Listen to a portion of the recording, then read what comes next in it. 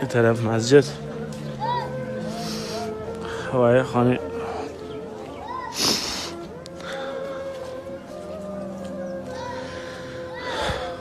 طفلا.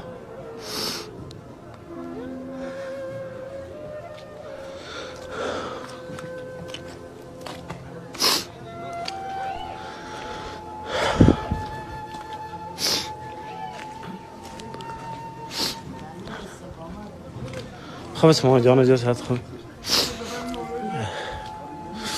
یه خانه شهر خانه‌ای که مردم مال